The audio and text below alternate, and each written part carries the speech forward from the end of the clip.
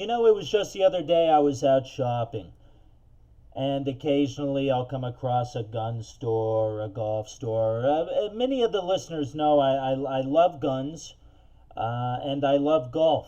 I golf all the time, as often as I possibly can. That's not because I don't have a life. That's because I worked 20 hours a day for X amount of years, working harder than you could possibly ever imagine, with my hair falling out, going absolutely insane, wondering where the food was going to come on the table because I decided to take a risk and be an entrepreneur instead of a laborer. Not putting down laborers, but when people get all snooty and butthurt at me because I want to go play a round of golf, I took the risk. I could have went bust. I could be sleeping under a bridge right now. And then my favorite. I'm on vacation. I'm down in San Francisco. I go to Fisherman's Wharf, all the usual thing.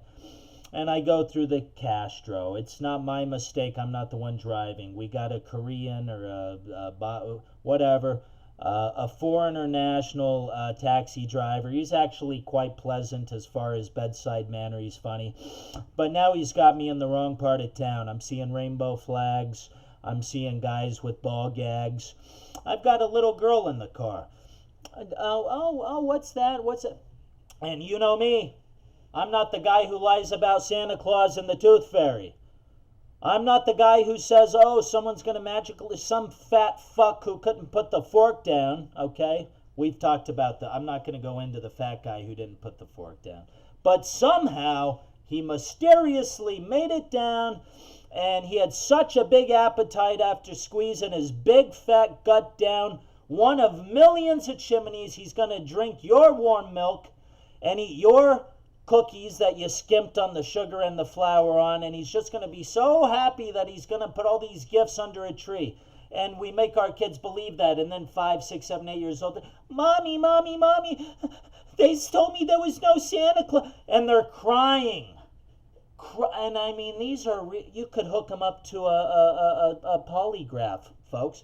And so we're teaching at a young age, but it's all in good fun, Mike. I mean, you really have your view on life is just so, why don't you just go drink another cocktail? I mean, I want to tell my kids that if we yank their fucking tooth out and we stick a bloody tooth under a perfectly white brand new pillow that the bleach isn't even going to get out, that suddenly a tooth fairy's going to put money under there. She gets the money. I get to go spend extra money out of my pocket to get a new pillow or pillowcase because the bleach won't even get it out.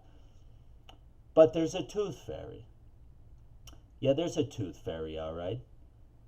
And he has a sidekick, and he dresses in drag. The tooth fairy, his name is Obama.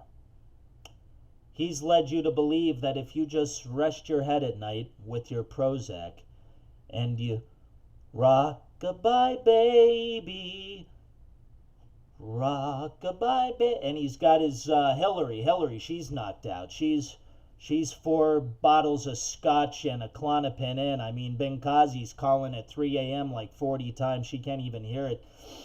I hear somebody walk in my room, and I'm not a light sleeper, but I've, been trained in defense, so, I'm ready to pull the gun out from under my pillow. The phone's ringing, people are dying, guns are going off, the phone rings 40 times. This is speculation. All I can imagine is she must be either very evil, very incompetent, or a serious drunk lush. I hope she's a drunk lush. If I were her, I would have folks at the FBI doing a backwards thing on these emails, putting emails in that make her look like an alcoholic, because I was watching an episode of American Greed where all the executives and board members went to prison for several years. But there was this one old man, he was like 70. He was the head of the company, but he showed up so fucking drunk at 9 a.m. in the morning, he didn't know what was going on. Everybody corroborated that evidence.